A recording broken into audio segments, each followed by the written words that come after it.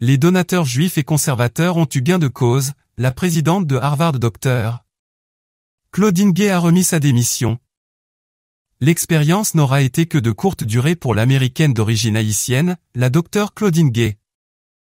Les donateurs milliardaires et les conservateurs ont finalement eu gain de cause sur la première femme noire et première américaine d'origine haïtienne devenue présidente de l'université Harvard. La Dr Gay a remis sa démission ce mardi après seulement 6 mois à la tête de Harvard. C'est avec le cœur lourd mais un profond amour pour Harvard que je vous écris pour vous annoncer ma démission de la présidence, lit-on dans sa lettre de démission. Ce n'est pas une décision que j'ai prise facilement.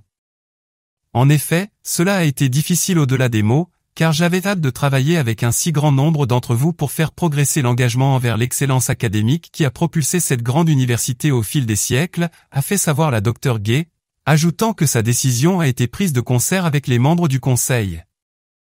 Mais, après consultation avec les membres de la société, il est devenu évident qu'il est dans l'intérêt de Harvard que je démissionne afin que notre communauté puisse traverser ce moment extraordinairement difficile en se concentrant sur l'institution plutôt que sur n'importe quel individu, écrit la Dr Gay. Accusée de n'avoir pas condamné assez fortement les attaques antisémites contre les Juifs lors de son apparition devant la Chambre des députés, Claudine Gay avait dû publier une lettre d'excuse. Mais cela ne suffisait pas pour les milliardaires juifs et les conservateurs.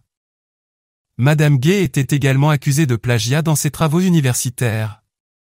Mais le conseil d'administration de Harvard affirmait qu'il n'y avait pas lieu de révoquer la Dr Gay, les erreurs commises dans sa thèse doctorale ayant été corrigées, selon le conseil qui avait démenti les accusations de plagiat contre Madame Gay.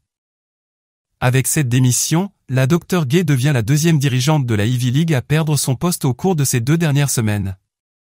La présidente de l'université de Pennsylvanie, Elizabeth Magill, avait également rendu son tablier 4 jours après son apparition devant le Congrès. La présidente du Massachusetts Institute of Technology, MIT, est la seule ayant jusqu'à présent survécu aux appels à la démission des conservateurs et des milliardaires juifs. Le conseil d'administration du MIT refuse de céder au chantage des donateurs. L'université doit être un espace de débat aussi controversé et difficile qu'il soit, avait rétorqué le conseil. Depuis son témoignage devant la Chambre des députés, Claudine Gay faisait l'objet de beaucoup de pression pour remettre sa démission à la tête de l'université Harvard. Les appels étaient surtout venus de plusieurs milliardaires juifs ayant décidé de ne plus faire de donations à Harvard aussi longtemps que Madame Gay est à la tête de la plus grande université mondiale. Les conservateurs avaient également juré d'obtenir la tête de Claudine Gay, accusée de n'avoir pas condamné en termes assez forts les menaces contre les Juifs depuis l'attaque du Hamas en Israël ayant coûté la vie à plus de 1200 Israéliens. En revanche, l'armée israélienne a tué plus de 21 000 Palestiniens. Un texte d'Emmanuel Paul de Caribbean Television Network transformé en version vidéo à l'aide du logiciel d'intelligence artificielle Natural Readers. Le montage a été effectué par Kémin Emigé. Vous pouvez lire le texte sur notre site internet www.ctninfo.com.